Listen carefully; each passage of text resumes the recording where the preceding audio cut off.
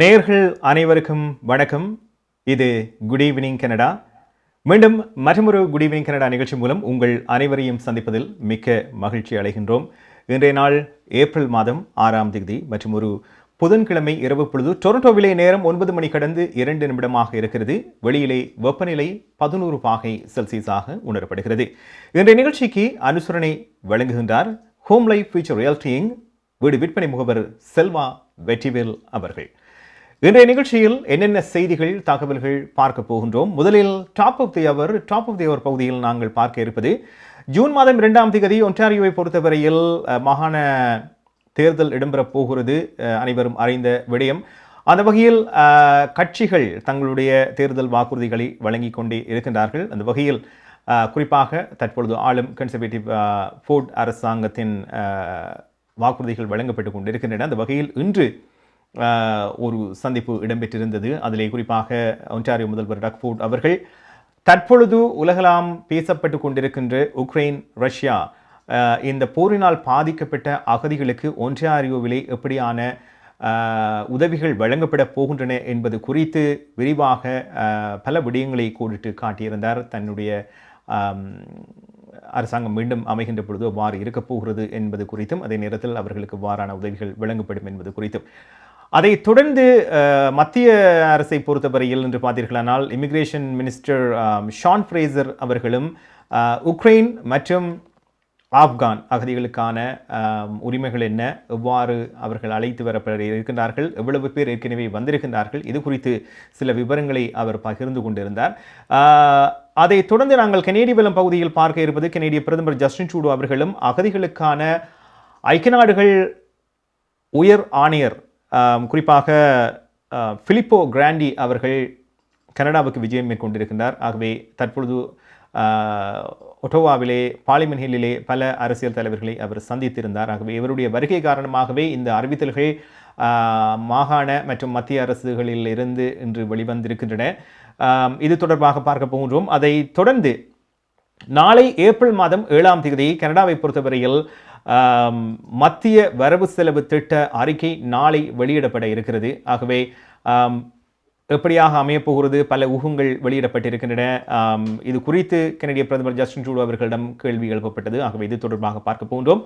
அதனைத் தொடர்ந்து டொரண்டோ நகர முதல்வர் ஜோன் டோரி அவர்களிடம் முன்வைக்கப்பட்ட மற்றொரு கேள்வி என்னவென்றால் இந்த மாஸ்க், குறிப்பாக கோவிட்டை பொறுத்தவரையில் மீண்டும் ஒரு அதிகரித்த நிலையை காணக்கூடியதாக இருக்கிறது. வருகின்ற வாரங்களிலே இன்னும் கோவிட் தொற்று அதிகரிக்கலாம் என்ற ஒரு எதிர்பார்ப்பு இருக்கிறது. அப்படியான ஒரு நிலை வருகின்ற பொழுது இந்த மீண்டும் முகமூடி அணிகின்ற கட்டுப்பாடு எவ்வாறு இருக்க போகிறது, இது குறித்து தன்னுடைய கருத்தை பகிர்ந்து கொண்டிருக்கின்றார் நகர முதல்வர் ஜோன் டோரி அவர்கள். இது குறித்து பார்க்க போன்றோம். அதைத் தொடர்ந்து வழமை போல எமது நிகழ்ச்சியில் இடம்பெறுகின்ற நாணய மாற்று விகிதம், நாளை 7ஆம் தேதி நிறைவுகின்ற காலநிலை, அதோடு கனேடிய செய்திகளோடு இணைந்து கொள்ளவிருக்கின்றார் துஷ்யந்தி குணரட்டம். இவைதான் இன்று முக்கியமாக இடம்பெறுகின்ற செய்திகளும் தகவல்களும். அந்த வகையில் முதலில் டாப் ஆஃப் தி அவர் பகுதியிலே ஒன்டாரியோ முதல்வர் டக் ஃபோர்ட் அவர்கள் இன்று சில விடயங்களை சொல்லியிருந்தார். குறிப்பாக இந்த உக்ரைன் அங்கே நடைபெற்று கொண்டிருக்கின்ற இந்த போரின் காரணமாக அங்கிருந்து வருகின்ற அகதிகளுக்கு எவ்வாறான உதவிகள் வழங்கப்படும் ஒன்டாரியோவிலே என்று குறிப்பிட்டிருந்தார். குறிப்பாக இதில் சொல்ல வேண்டிய விடயம் என்னவென்றால், ஒரு நாட்டை இது எங்களில் தமிழ் சமூகத்தை பொறுத்தவரையில் புதிதல்ல. நாங்கள் ஏற்கனவே புலம்பெயர்ந்து வந்தோம். வருகின்ற பொழுது அகதிகளாக வருகின்ற பொழுது கனடிய நாடு அரவணைத்து பல உதவிகளை வழங்கி இன்று பலர் இங்கே ஒரு வாழ்க்கையை ஆரம்பித்து நிம்மதியாக வாழ்ந்து கொண்டிருக்கின்றார்கள். அந்த வகையில் அகதிகளாக வருகின்ற பொழுது அவர்களுக்கான உதவி என்பது ஏராளமாக இருக்கின்ற இடத்தில் இருந்து, குழந்தைகளினுடைய கல்வியில் இருந்து, அவர்களுக்கான மருந்து, நோய்வாய்ப்பட்டால் அவர்களுக்கான மருந்து வகைகளில் இருந்து, அவர்களுக்கான வேலை வாய்ப்பில் இருந்து, இப்படி நிறைய விடயங்களை யோசிக்க வேண்டிய ஒரு நிலைக்கு தள்ளப்படுவோம். அந்த வகையில் அப்படி வருகின்ற அகதிகளுக்கு ஒன்டாரியோவை பொறுத்தவரையில் எவ்வாறான உதவிகள் வழங்கப்பட போகின்றன என்பது குறித்து அவர் பல விடயங்களை சொல்லியிருந்தார். அந்த வகையில் அவர் பகிர்ந்து கொண்ட சில விடயங்களை முதலில் டாப் ஆஃப் தி அவர் பகுதியில் நாங்கள் பார்க்க போகின்றோம். பார்க்கலாம். முதலில்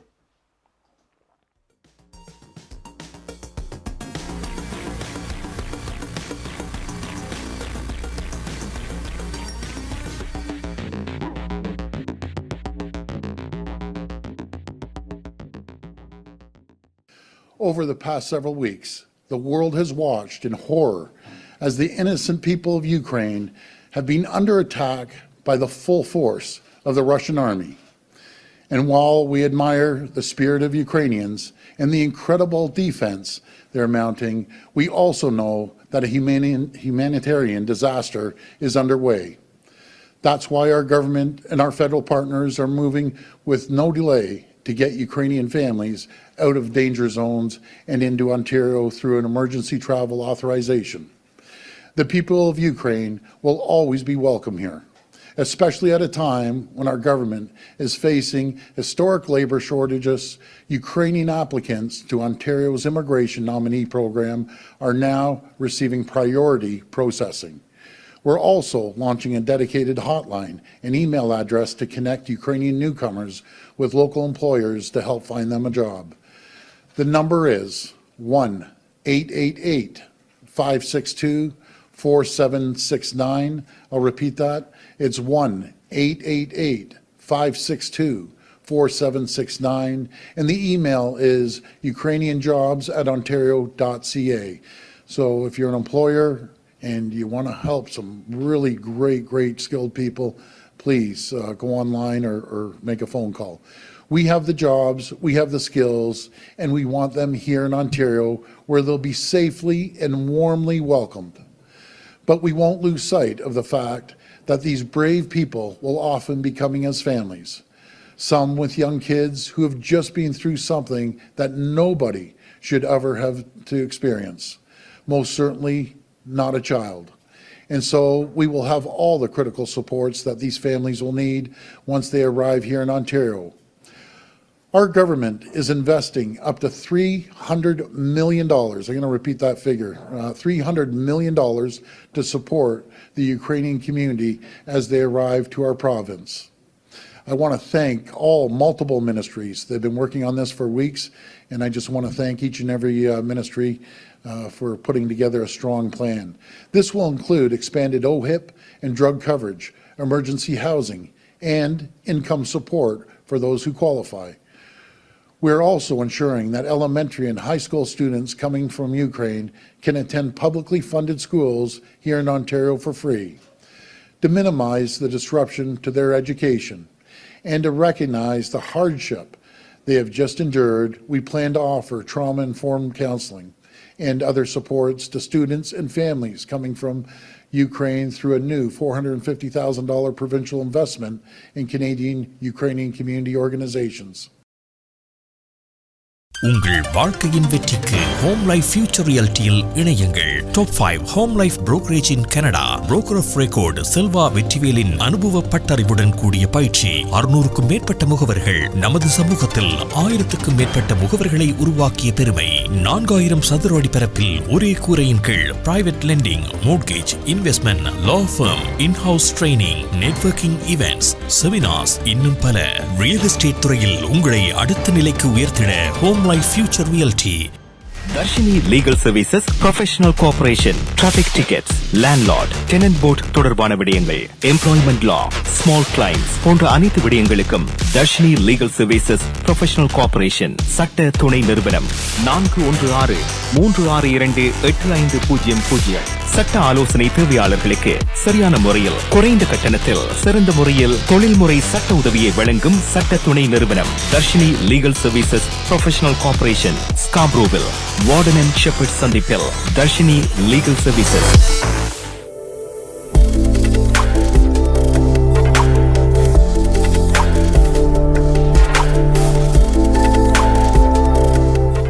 குட் ஈவினிங் கனடா பார்த்து கொண்டிருக்கின்றீர்கள். டொரண்டோவில் நேரம் 9 மணி கடந்து 11 நிமிடமாக இருக்கிறது. வெளியிலே வெப்பநிலை 11 பாகை செல்சியஸாக உணரப்படுகிறது. இன்றைய நிகழ்ச்சிக்கு அனுசரணை வழங்குகின்றார் ஹோம் லைஃப் ஃபியூச்சர் ரியல்டியின் வீடு விற்பனை முகவர் மற்றும் புரோக்கரேஜ் செல்வா வெற்றிவேல் அவர்கள்.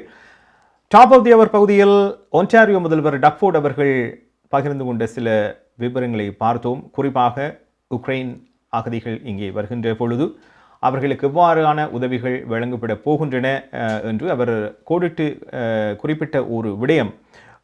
$300 மில்லியன் இதற்காக இவர்களுக்காக குறிப்பாக உக்ரைன் சமூகத்துக்காக செலவிடப்படும் என்று சொல்லப்பட்டிருக்கிறது. ஆகவே அவர் சொன்னது போல ஒரு நாட்டுக்கு புதிதாக வருகின்ற பொழுது அவர்களுடைய வேலை வாய்ப்பாக இருந்தாலும் சரி, அவர்களுடைய குடும்பமாக வருகின்ற பொழுது அவர்களுக்கான வீடு திட்டமாக இருந்தாலும் சரி, பாடசாலைகள், குழந்தைகளுக்கான கல்வி மற்றும் அவர்களுடைய மருத்துவம், இப்படி பல விடயங்களை அவர் குறிப்பிட்டு சொல்லியிருக்கின்றார்.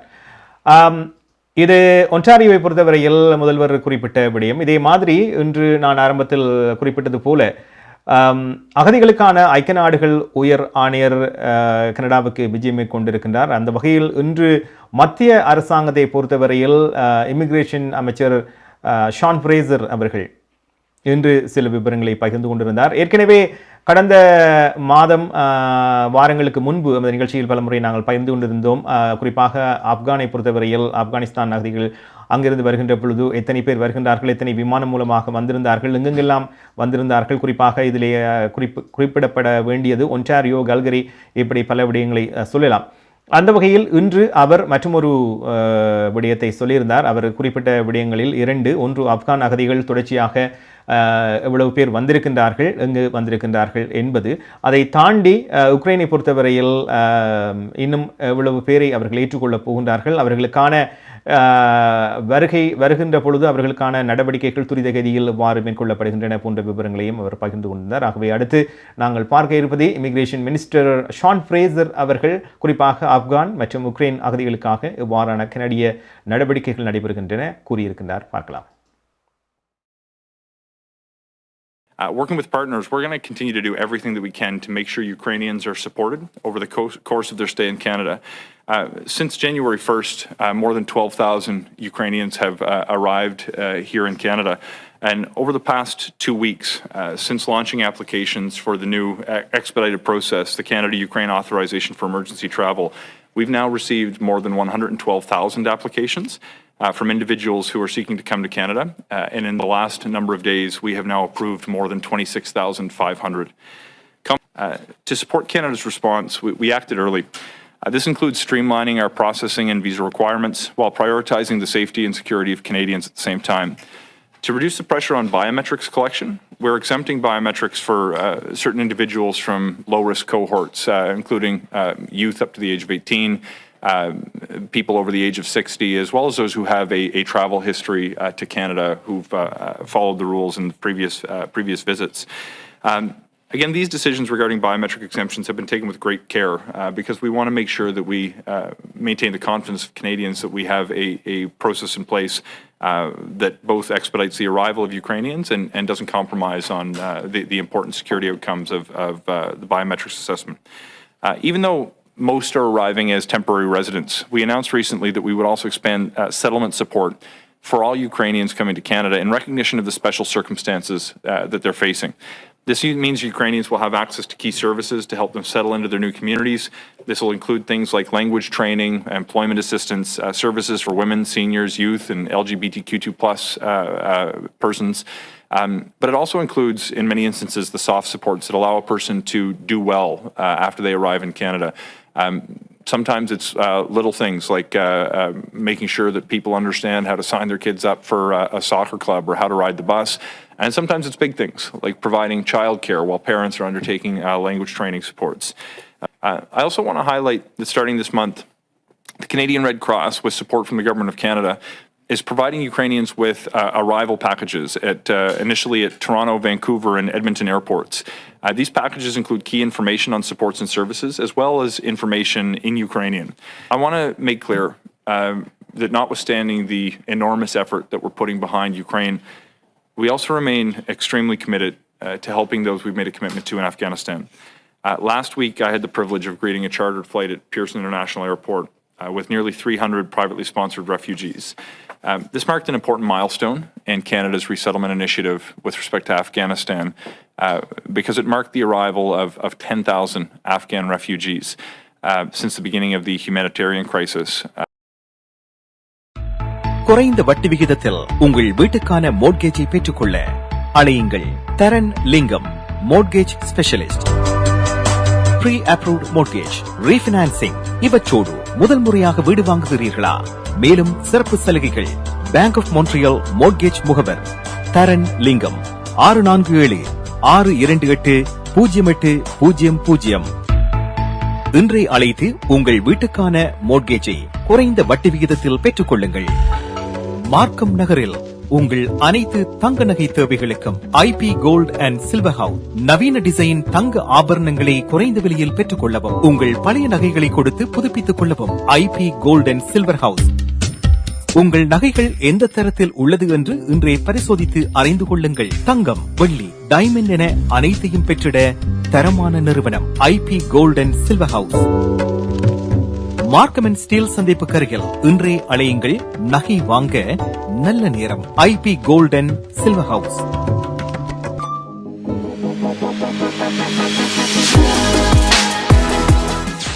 குட் ஈவினிங் கனடா பார்த்துக் கொண்டிருக்கின்றீர்கள். டொரண்டோவிலே நேரம் 9 மணி கடந்து 18 நிமிடம். வெளியிலே வெப்பநிலை 11 பாகை செல்சியஸாக உணரப்படுகிறது. இன்றைய நிகழ்ச்சிக்கு அனுசரணை வழங்குகின்றார் ஹோம் லைஃப் ஃபியூச்சர் ரியல்டிங் வீடு விற்பனை முகவர் மற்றும் புரோக்கரேஜ் செல்வா வெட்டிவேல் அவர்கள். இமிகிரேஷன் அமைச்சர் ஷான் ஃப்ரேசர் அவர்கள் பகிர்ந்து கொண்ட விடயங்களை பார்த்திருப்பீர்கள். ஆகவே கிட்டத்தட்ட 12,000க்கும் அதிகமான ஆப்கான் அகதிகள் வந்திருக்கின்றார்கள். 10,000க்கும் அதிகமான உக்ரைனிய அகதிகள் வந்து கொண்டிருக்கின்றார்கள். ஆகவே இவர்கள் குறிப்பாக அவர் சொன்ன 3 விமான நிலையங்கள் என்று பார்க்கின்ற பொழுது டொரண்டோ, கால்கரி மற்றும் எட்மண்டன் ஆகிய விமான நிலையங்கள். இவர்கள் வருகின்ற பொழுது அவர்களுக்கான உதவிகளை வழங்குவதற்கான ஒரு பேக்கேஜ், அதாவது அவர்களுக்கு என்ன மாதிரியான நடவடிக்கைகள் வழங்கப்பட போகின்றன, என்னென்ன உதவிகள் இருக்கின்றன, என்னென்ன திட்டங்கள் இருக்கின்றன, இது குறித்த ஒரு குறிப்பு வழங்கப்படுவதாக அவர் குறிப்பிட்டிருக்கின்றார். ஆகவே இனிவரும் காலங்களிலும் இன்னும் அதிகமானவர்கள் உள்வாங்கப்படுவார்கள் என்றும் அவர் குறிப்பிட்டிருக்கின்றார். இதிலே நான் ஆரம்பத்தில் சொன்னது போல ஐக்கிய நாடுகள் அகதிகளுக்கான ஐக்கிய நாடுகள் உயர் ஆணையர் பிலிப்போ கிராண்டி அவர்கள் கனடாவுக்கு விஜயம் மேற்கொண்டிருக்கின்றார். பார்லிமென்டிலே அவர் பல அரசியல் பிரமுகர்களை சந்தித்து பேசியிருக்கின்றார். குறிப்பாக கனடிய பிரதமர் ஜஸ்டின் ட்ரூடோ உட்பட பலரையும் சந்தித்திருக்கின்றார். இதிலே இன்று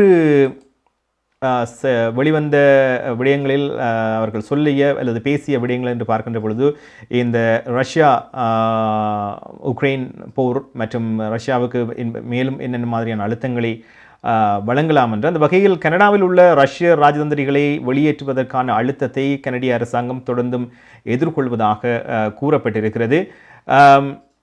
குறிப்பாக இந்த உக்ரைனின் புறநகரில் நடந்த கொடூரமான கொலைகள் தொடர்பான ஆதாரங்களை கோடிட்டு காட்டுவதற்காக கனடாவுக்கான ரஷ்ய தூதுவருக்கு அழைப்பு விடுக்கப்பட்டுள்ளதாகவும் கூறப்பட்டிருக்கிறது. கனடாவின் வெளியுறவு அமைச்சர் மெலனி ஜோலி அவர்கள் இந்த தகவலை இன்று வெளியிட்டிருந்தார். ஆகவே தொடர்ந்து வருகின்ற காட்சியை நாங்கள் பார்க்க இருக்கின்றோம். அது கனேடிய வலம். கனேடிய வலத்திலே நான் ஆரம்பத்தில் குறிப்பிட்டது போல அகதிகளுக்கான ஐக்கிய நாடுகள் உயர் ஆணையர் பிலிப்போ கிராண்டி அவர்களை கனடிய பிரதமர் ஜஸ்டின் ட்ரூடோ அவர்கள் சந்தித்து பல விடயங்கள் பேசி இருக்கின்றார். குறிப்பாக ஆரம்பத்தில் சொன்னது போல இந்த ஆப்கான் யுக்ரைன் அகதிகளை கனடா எவ்வாறு உள்வாங்குகிறது அது குறித்த விவரங்கள், அதே நேரத்தில் ரஷ்யாவை பொறுத்தவரையில் எவ்வாறான நடவடிக்கைகள் மேற்கொள்ளப்படுகின்றன இது குறித்து இருவரும் பேசியிருந்தார்கள். ஆகவே அவர்கள் சந்தித்த வேளையில் சில காட்சிகளை இப்பொழுது கனேடிய வலம் பகுதியில் நாங்கள் பார்க்க போகின்றோம். பார்க்கலாம்.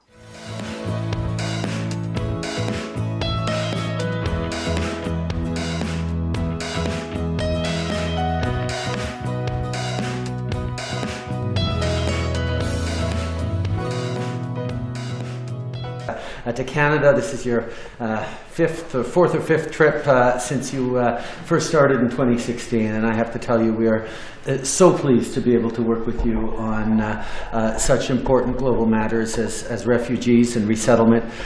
As you know, Canada is deeply committed to welcoming in people from around the world to not just help them, but to grow Canada and enrich our country in countless ways. We will be speaking today, obviously, about the situation in Afghanistan, but also the situation in Ukraine and the work that we're doing together to make sure that not just Canada, but countries around the world understand how important it is to welcoming in people from everywhere. I want to stress that this morning with Minister Fraser, I had the great privilege of being invited to a citizenship ceremony in which some refugees also became Canadian citizens, and I will say it over and over again. It has been one of the most moving moments of my life. I went through a whole pack of tissues because it was really, really moving. And I want to take this opportunity in front of you, Prime Minister, to thank the people of Canada for their generosity. It's about receiving refugees here in Canada. It's about helping those that cannot go in other places. And it's about cooperating with the United Nations to to address humanitarian crisis, solve them, and take up together the global challenges that face us in today's world. Thank you very much. Merci beaucoup. Merci. Merci beaucoup tout le monde. NKS Drapery and Blinds உங்கள் இல்லங்களை அழகாக்கவும் பாதுகாக்கவும் custom mat draperies, blinds, shutters, shades என அனைத்தையும் ஒரே இடத்தில் பெற்றுக்கொள்ளலாம். NKS Drapery and Blinds தரமான நிறுவனங்களின் நிறைவான சேவை, நவீன டிசைன்களை உங்கள் எண்ணம் போல் தெரிவு செய்யலாம். இலவச மதிப்பீடும் செய்து தருகின்றார்கள். NKS Drapery and Blinds.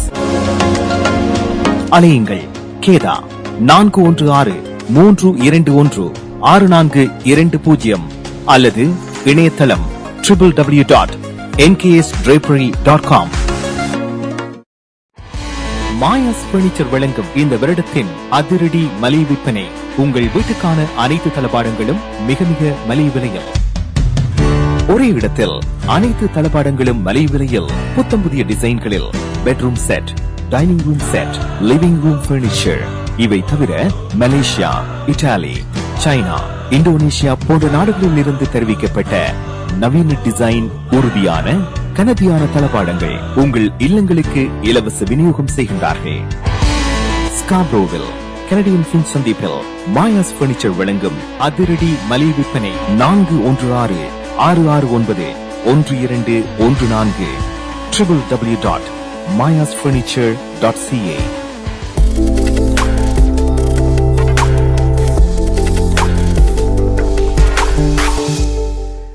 Good evening Canada பார்த்து கொண்டிருக்கின்றீர்கள். டொரண்டோவிலே நேரம் 9 மணி கடந்து 25 நிமிடமாக இருக்கிறது. வெளியிலே வெப்பநிலை 11 பாகை செல்சியஸாக உணரப்படுகிறது. இன்றைய நிகழ்ச்சிக்கு அனுசரணை வழங்குகின்றார் ஹோம் லைஃப் ஃபியூச்சர் ரியல்டியின் வீடு விற்பனை முகவர் மற்றும் புரோக்கரேஜ் செல்வா வெற்றிவேல் அவர்கள். அகதிகளுக்கான ஐநா உயர் ஆணையர் பிலிப்போ கிராண்டி அவர்களும் கனடிய பிரதமர் ஜஸ்டின் ட்ரூடோ அவர்களும் நேரில் சந்தித்து பேசிய விடயங்களின் சில பகுதிகளை பார்த்திருக்கின்றீர்கள். மேலும் பல முக்கியமான அமைச்சர்களையும் அவர் சந்தித்திருந்தார். இன்று ஒன்டாரியோவை பொறுத்தவரையும் சரி, மத்திய அரசாங்கத்தை பொறுத்தவரையும் சரி, இந்த கனடா அகதிகளை உள்வாங்குகின்ற நடவடிக்கைகளில் எவ்வாறான நிலைப்பாடு, என்னென்ன நிலைப்பாடில் இருக்கிறது என்பது குறித்து பல விவரங்களை பகிர்ந்து கொண்டார்கள். ஆகவே அதை பார்த்திருப்பீர்கள். நிகழ்ச்சியில் அடுத்து நாங்கள் பார்க்க இருப்பது கனேடிய நாணய மாற்று விகிதம். இலங்கையை பொறுத்தவரையில் 290 வரை இலங்கை ரூபா சென்றது. ஆனால் இப்பொழுது 2 நாட்களாக ஒரு குறைந்த இலக்கத்தையே காணக்கூடியதாக இருக்கிறது. 250 இலங்கை ரூபாவாக இருக்கிறது. ஆகவே 40 ரூபா குறைவடைந்திருக்கிறது. இந்தியாவை பொறுத்தவரையில் கிட்டத்தட்ட ஒரு 25% 50% அப்படியான வித்தியாசமே காணக்கூடியதாக இருக்கிறது. ஆகவே இந்தியாவை பொறுத்தவரையில் 60.25 இந்திய ரூபாவாக இருக்கிறது. ஏனைய நாடுகளில் நாணய மாற்று நிலவரம் எவ்வாறு இருக்கிறது பார்ப்போம். பிராம்ப்டனில் அமைந்திருக்கும் கொலம்பியா மணி டிரான்ஸ்ஃபரின் அனுசரணையில் கனேடிய நாணய மாற்று விகிதம் ஏப்ரல் மாதம் 6ஆம் தேதி புதன்கிழமை இலங்கை 250 இலங்கை ரூபா, இந்தியா 60.25 இந்திய ரூபா, அமெரிக்கா 0.80 அமெரிக்க டாலர், ஐரோப்பா 0.73 யூரோ, சுவிட்சர்லாந்து 0.74 சுவிஸ் பிராங்க், பிரித்தானியா 0.61 பிரித்தானியா பவுண்ட்ஸ், ஆஸ்திரேலியா 1.06 ஆஸ்திரேலிய டாலர், சிங்கப்பூர் 1.08 சிங்கப்பூர் டாலர். பிராம்ப்டனில் அமைந்திருக்கும் கொலம்பியா மணி டிரான்ஸ்ஃபரின் அனுசரணையில் கனேடிய நாணய மாற்று விகிதம் ஏப்ரல் மாதம் 6ஆம் தேதி புதன்கிழமை. கனடா பிராம்ப்டனில் இருக்கும் பெரிய தமிழர் நிறுவனம் கொலம்பியா. வெட்டிங் இன்விடேஷன் முதல் அனைத்து பிரிண்டிங் தேவைகளுக்கும் கொலம்பியா பிரிண்டிங். நீங்கள் அனுப்பும் பணம் உலகின் எந்த நாடுகளுக்கும் நம்பிக்கையோடு கிடைத்திட கொலம்பியா மணி டிரான்ஸ்ஃபர். திரைப்படங்கள், பாடல்கள், MP3 என அனைத்தும் உடனுக்குடன் பெற்றிட கொலம்பியா வீடியோ. சொன்னா இது ஒரு குட்டி மால் மாதிரி.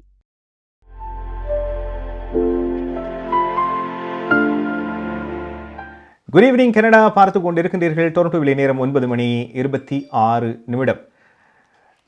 நிகழ்ச்சியில் அடுத்து நாங்கள் பார்க்க இருப்பது கனேடிய பிரதமர் ஜஸ்டின் ட்ரூடோ அவர்கள் நாளை சமர்ப்பிக்கப்படவுள்ள மத்திய அரசாங்கத்தின் வரவு செலவு திட்டத்தின் பற்றிய அவருடைய கருத்து. அதற்கு முன்பு நாளை இந்த வரவு செலவு திட்டம் எவ்வாறு அமையப் போகிறது என்று பரவலாக ஊடகங்களாக இருந்தாலும் சரி, கட்சிகளை பொறுத்தவரையிலும் ஒரு எதிர்பார்ப்பு இருக்கிறது. இப்படியான விடயங்களுக்குத்தான் இப்படியான செலவுகள் இருக்கும் என்று கூறியிருக்கின்றார்கள்.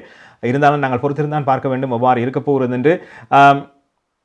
குறிப்பாக அடுத்த 2 ஆண்டுகளுக்கு வெளிநாட்டினர், இது ஏற்கனவே நாங்கள் கடந்த வாரமும் சொல்லியிருந்தோம், அதாவது வெளிநாட்டில் வாழ்கின்ற எந்த ஒருவரும் இங்கே சொத்துக்களை வாங்குகின்ற பொழுது, குறிப்பாக அது வீடாக இருந்தாலாகும், வேறு ஏதாவது சொத்துக்களை வாங்குகின்ற பொழுது சட்ட விரோதமாக்கும் அறிவித்தலும் நாளை உள்ளடக்கப்படும் என்ற ஒரு எதிர்பார்ப்பு நிலவுகிறது. ஆகவே நாளை இது ஒரு முக்கியமான விடயமாக பேசப்படும் என்று எதிர்பார்க்கப்படுகிறது. மத்திய நிதியமைச்சர் கிறிஸ்டியா ஃப்ரீலாண்ட் அவர்கள் நாளை மாலை லிபரல் அரசாங்கத்தின் 2022 வரவு செலவு திட்டத்தை சமர்ப்பிக்க இருக்கின்றார். ஏற்கனவே நாங்கள் கடந்த நிகழ்ச்சிகளில் பார்த்திருக்கின்றோம், தொடர்ச்சியாக லிபரல் அரசாங்கத்தை ஆட்சியில் இருக்கின்ற வகையில் லிபரல் கட்சியும் NDP கட்சியும் ஒரு உடன்படிக்கையை மேற்கொண்டிருக்கின்றார்கள் என்பது குறிப்பிடத்தக்கது. ஆகவே இதன் மீதான வாக்கெடுப்பு என்று வருகின்ற பொழுது நிச்சயமாக NDPயின் சில கோரிக்கைகள் அங்கே நிறைவேற்றப்படும் என்ற ஒரு எதிர்பார்ப்பும் இருக்கிறது. வரவு செலவு திட்டத்தின் ஒரு பகுதியாக 2021 லிபரல் பிரச்சார உறுதிப்பாடுகளின் சிலவற்றை நிறைவேற்ற அரசாங்கம் முன்வந்திருப்பதாகவும் கூறப்படுகிறது. ஆகவே நாளை இது குறித்த அறிவித்தல் வெளிவரும், பொறுத்திருந்து பார்க்கலாம். இன்று கனேடிய பிரதமர் ஜஸ்டின் ட்ரூடோ அவர்களை பத்திரிகையாளர்கள் சந்தித்த போது இது தொடர்பாக சில கேள்விகளை முன்வைத்திருந்தார்கள். அதற்கு அவர் கூறிய பதில் என்ன பார்க்கலாம். You've blown through so many fiscal guardrails or anchors. They've changed a lot in your time as Prime Minister. So what are going to be the metrics of what is fiscally responsible tomorrow? We have continued to demonstrate the need to have a declining debt as a proportion of our economy, of the size of our economy, a decreasing debt to GDP ratio. That remains, and that will always remain as one of our core fiscal anchors. We've never budged on that. At the same time, during the pandemic, yes, we had to make significant investments to support families, to support small businesses, to support the Canadian economy. And what we're seeing right now is that the way the economy has come roaring back in Canada, stronger and faster than many other places in the world, is because we were there to support Canadians. And now we are making sure that we continue to be fiscally responsible. We will continue to present that track of a declining debt to GDP because it matters to Canadians. Yes. You have to understand that when we talk about Russian diplomats in Canada, we're also talking about Canadian diplomats in Russia. There will always be a tit-for-tat approach from the Russians on this. We know that Russian diplomats in Canada are not being helpful. They are spreading disinformation. They're pushing pro-Putin propaganda in a time of conflict and war. We have to weigh the negative of that against the positive of having extraordinary Canadians in Moscow who are giving us feedback on what the Russian people are doing, connecting with civil society, understanding and supporting Canadians and others who happen to be in Russia at this time. If we exclude Russian diplomats, which we are considering like other countries and our allies are doing, we know that will probably mean we lose diplomats in Moscow. We've already decreased the size of our mission in Moscow following Crimea, following the Salisbury poisonings. We have to be very careful because we do not want, particularly a time of ongoing crisis, ongoing war, ongoing diplomatic concerns. We don't want to be without resources in Moscow, and that's the kind of decision we're having to take right now. But yes, we understand how horrific what Russia is doing. We want to use all tools to punish, to sanction, to show that we stand strongly with Ukraine. I'm just not sure that the symbolic gesture of excluding Russian diplomats from what they're doing in Canada is worth the cost of losing our diplomats in Moscow. Merci beaucoup.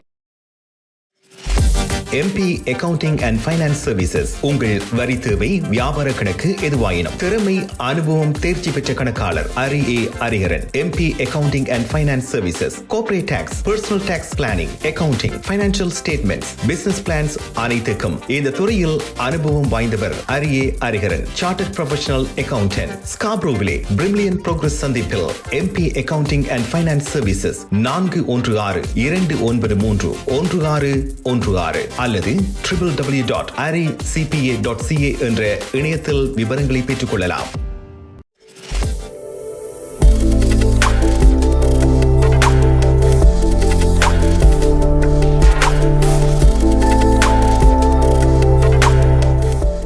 Good evening Canada பார்த்து கொண்டிருக்கின்றீர்கள். டொரண்டோவில் நேரம் 9 மணி கடந்து 32 நிமிடமாக இருக்கிறது.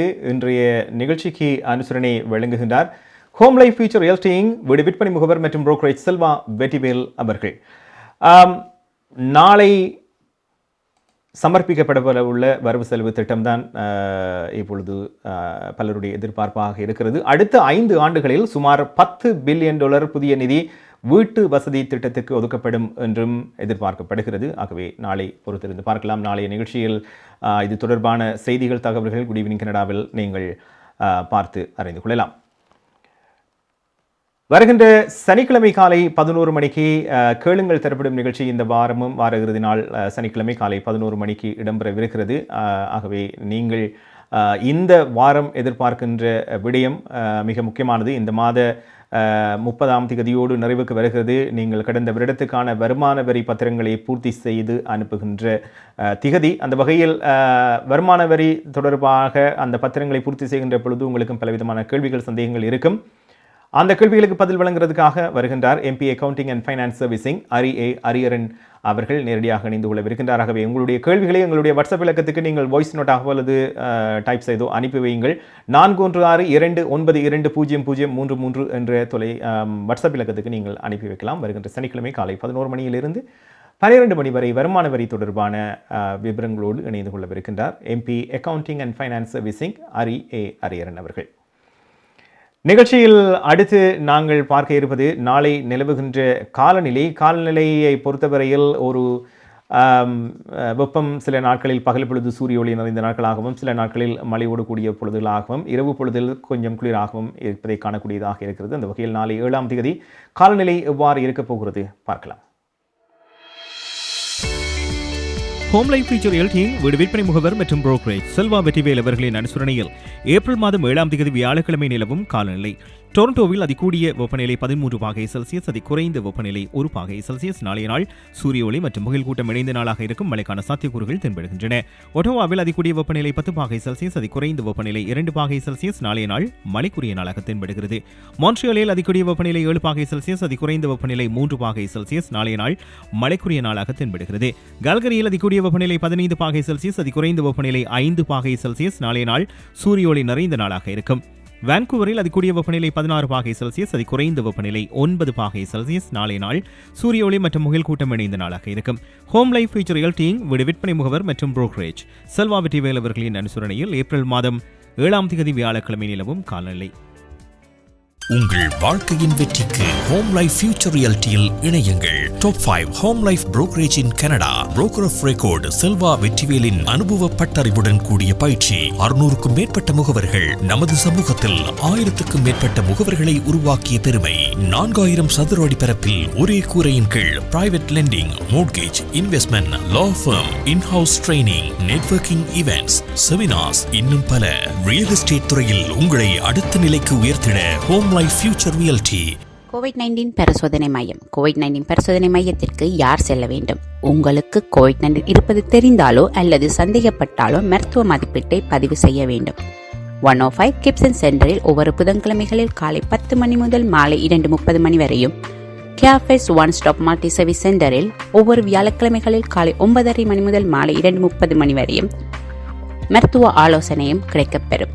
மேலும் தகவலுக்கு 416-646-5108 என்ற இலக்கத்துக்கு அழையுங்கள் அல்லது www.cafesontario.ca என்ற இணையதளத்தை பார்வையிடவும்.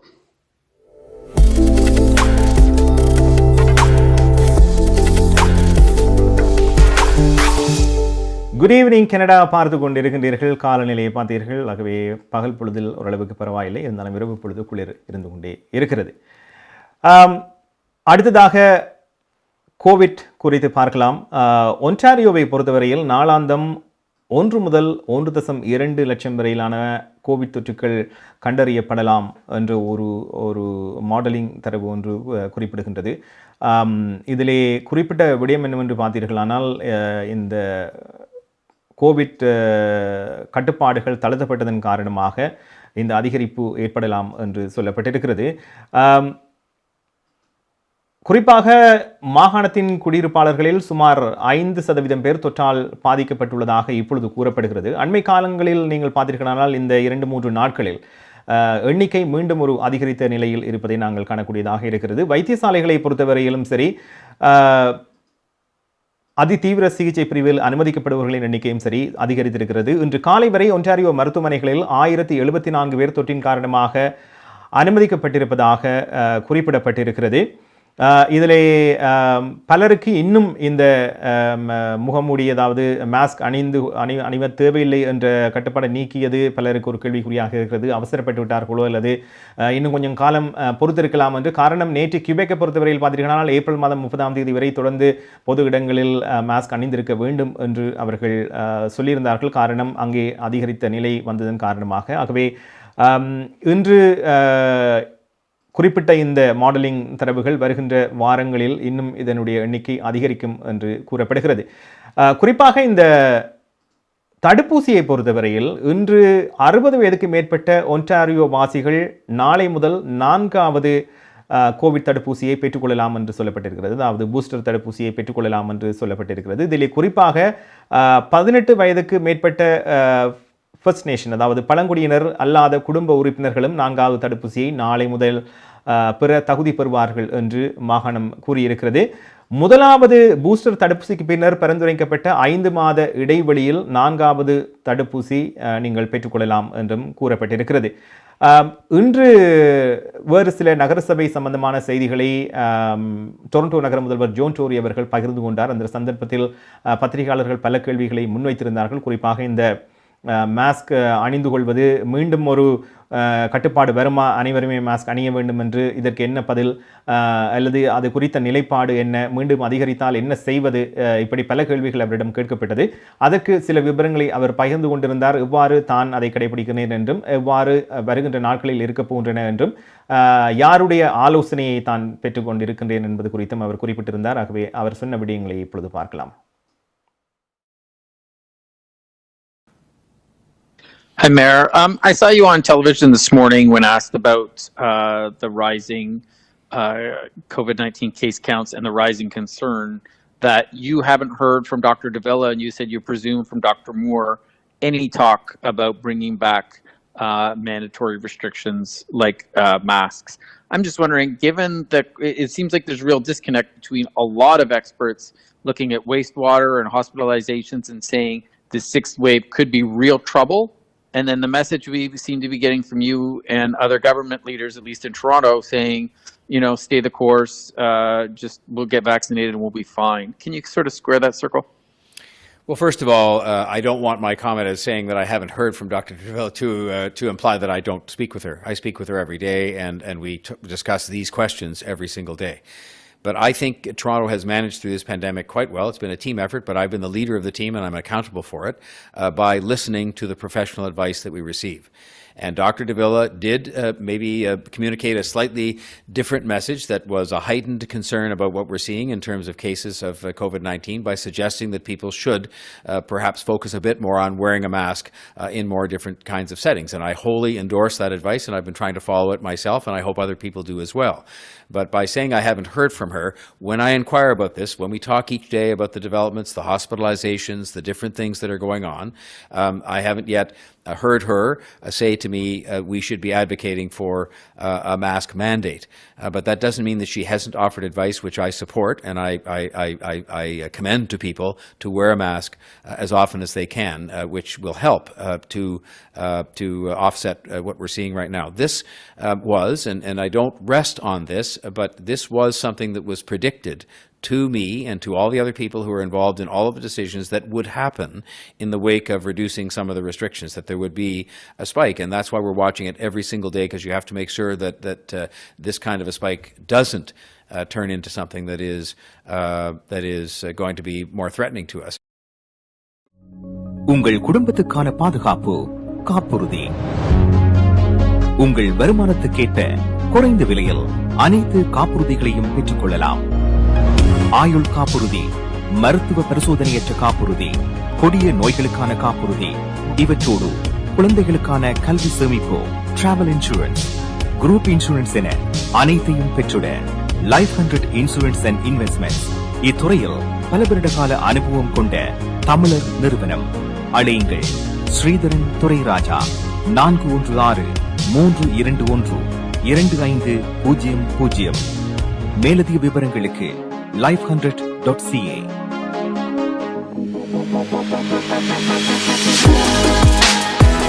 குட் ஈவினிங் கனடா பார்த்து கொண்டிருக்கின்றீர்கள். 9:43 டொரண்டோவிலே. டொரண்டோ நகர முதல்வர் ஜான் டோரி அவர்கள் பகிர்ந்துள்ள விவரங்களை பார்த்திருப்பீர்கள். ஆகவே உன்னிப்பாக அவதானிக்கப்பட்டு கொண்டுதான் இருக்கிறது. எண்ணிக்கையும் சரி, வைத்தியசாலை நிலவரங்களும் சரி. இதில் இன்னொரு விடயம் என்னவென்றால், 4வது தடுப்பூசிகள் ஏற்கனவே நீண்ட கால பராமரிப்பு இல்லங்கள், முதியோர் இல்லத்தில் வசிப்பவர்கள், நோய் எதிர்ப்பு சக்தி குறைந்தவர்கள் ஆகியவற்றுக்கு ஏற்கனவே வழங்கப்பட்டு கொண்டிருக்கின்றன என்பது குறிப்பிடத்தக்கது. ஆகவே இப்பொழுது 60 வயதில் ஆரம்பித்திருக்கின்றார்கள். வருகின்ற நாட்களில் இது எந்தெந்த வயதினருக்கு வழங்கப்படலாம் என்ற அறிவித்தல் வெளிவரும் என்று எதிர்பார்க்கப்படுகிறது. நிகழ்ச்சியில் அடுத்து நாங்கள் பார்க்க போவது கனேடிய செய்திகள். இன்றைய செய்திகளோடு இணைந்து கொள்ளவிருக்கின்றார் துஷ்யந்தி குணரெட்டம். எமது நிகழ்ச்சியில் நிறைவாக பார்க்கலாம். நீங்கள் கனடாவா அல்லது கனடா நாட்டில் என்ன நடக்கிறது தெரிந்து கொள்ள வேண்டுமா? கனடிய செய்திகள், தகவல்களை தமிழில் குறுகிய நேரத்தில் அறிந்து கொள்ள திங்கள் முதல் வெள்ளி வரை இரவு 9 மணிக்கு good evening Canada IPTV, Facebook, YouTube, WhatsApp போன்ற சமூக வலைத்தளங்களோடாக நேரடியாக அறிந்து கொள்ளுங்கள். வியாபாரத்துக்கு அழகு விளம்பரம். உங்கள் விளம்பரங்களும் எமது நிகழ்ச்சியில் இடம்பெற்று பல நூற்றுக்கணக்கான வாடிக்கையாளர்களை சென்றடைய எம்மை தொடர்பு கொள்ளுங்கள். Good evening Canada. 100% கனடிய செய்திகள், தகவல்களை தமிழில் அறிந்து கொள்ள பார்க்க தவறாதீர்கள். Good evening Canada.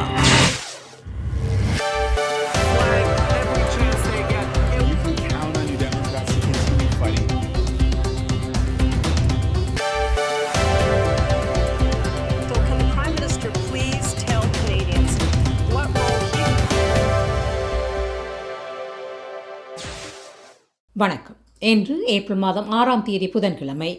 Home life future ரியாலிட்டிங் செல்வா வெற்றிவேல் ஆதரவில் குட் ஈவினிங் கனடா.com, தேசியம் நேஷன்.com ஆகிய இணையதளங்களின் இன்றைய கனேடிய செய்திகள். செய்தி தொகுப்பு தேசியம் சஞ்சிகை குழுமம். நாளை சமர்ப்பிக்கப்படவுள்ள மத்திய வரவு செலவு திட்டத்தின் முக்கிய அம்சமாக புதிய வீட்டு வசதி திட்டம் அடங்கியிருக்கும் என தெரிய வருகிறது. மத்திய நிதி அமைச்சர் கிறிஸ்டியா ஃப்ரீன்லாண்ட் நாளை மாலை லிபரல் அரசாங்கத்தின் 2022 வரவு செலவு திட்டத்தை சமர்ப்பிக்க உள்ளார். இதில் அடுத்த 2 ஆண்டுகளுக்கு வெளிநாட்டினர் எந்த ஒரு குடியிருப்பு சொத்துக்களையும் வாங்குவதை சட்ட விரோதமாக்கும் அறிவித்தலும் உள்ளடக்கப்படும் என எதிர்பார்க்கப்படுகிறது. வரவு செலவு திட்டத்தின் ஒரு பகுதியாக 2021 லிபரல் பிரச்சார உறுதிப்பாடுகளில் சிலவற்றை நிறைவேற்ற அரசாங்கம் முன்வந்துள்ளது. நாளைய வரவு செலவு திட்டத்தில் அடுத்த 5 ஆண்டுகளில் சுமார் $10 பில்லியன் புதிய நிதி வீட்டு வசதி திட்டத்துக்கு ஒதுக்கப்படும் என எதிர்பார்க்கப்படுகிறது. கனடாவில் உள்ள ரஷ்ய ராஜதந்திரிகளை வெளியேற்றுவதற்கான அழுத்தத்தை கனேடிய அரசாங்கம் தொடர்ந்தும் எதிர்கொள்கிறது. ஆனாலும் கனடாவில் உள்ள ரஷ்ய ராஜதந்திரிகளை வெளியேற்றுவது மாஸ்கோவில் உள்ள கனேடிய தூதர்களை அகற்றுவதற்கு ரஷ்யாவை தூண்டும் என பிரதமர் ஜஸ்டின் ட்ரூடோ கூறினார். இந்த நிலையில் உக்ரைனின் புறநகரில் நடந்த கொடூரமான கொலைகள் தொடர்பான ஆதாரங்களை அடிக்கோடிட்டு காட்டுவதற்காக கனடாவுக்கான ரஷ்ய தூதுவருக்கு அழைப்பு விடுக்கப்பட்டுள்ளது. கனடாவின் வெளியுறவு அமைச்சர் மெலனி ஜாலி இன்று இந்த தகவலை தெரிவித்துள்ளார். கடந்த பல நாட்களாக புச்சா, எர்ஃபின் பகுதிகளில் நிகழ்ந்த மோசமான நிகழ்வுகள் சர்வதேசத்தின் கவனத்தை ஈர்த்துள்ளது.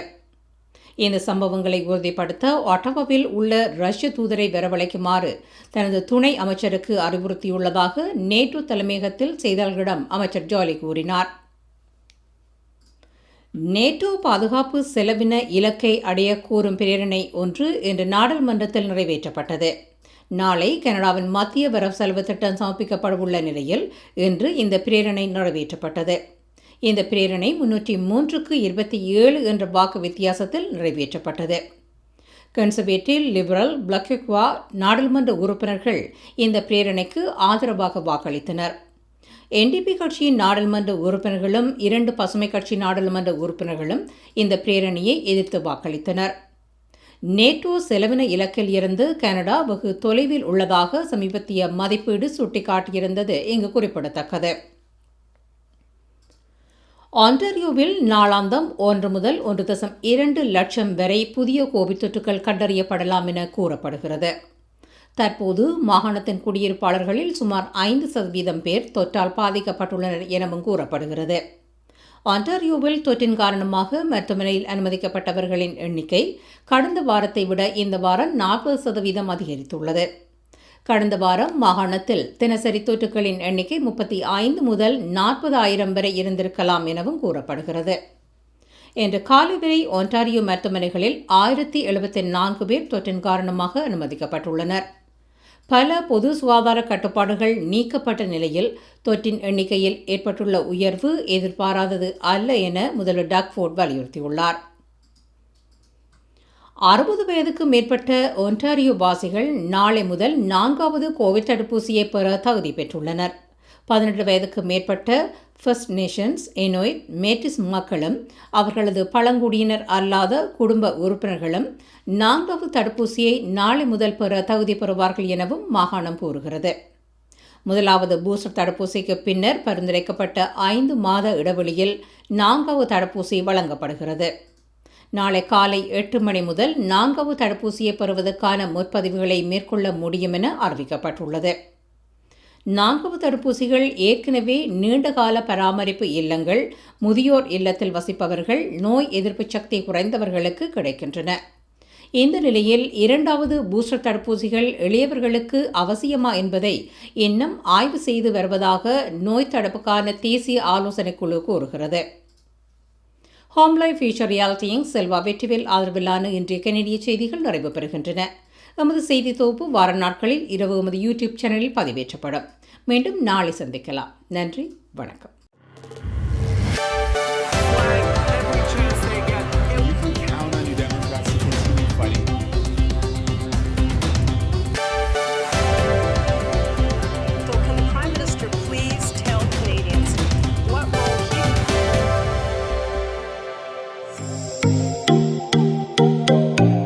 உங்கள் கை தொலைபேசிகளில் தமிழில் கனேடிய செய்திகள், கனேடிய தகவல்களை அறிந்து கொள்ள GEC தமிழ் ஆப் உதவுகிறது. உடனே GEC தமிழ் டிவி ஆப்பினை டவுன்லோட் செய்யுங்கள்.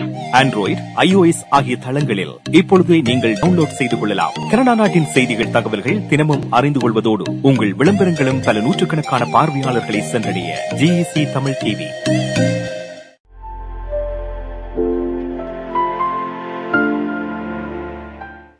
நன்றி துஷ்யந்தி குணரெட்டம் கனேடிய செய்திகளுக்கு.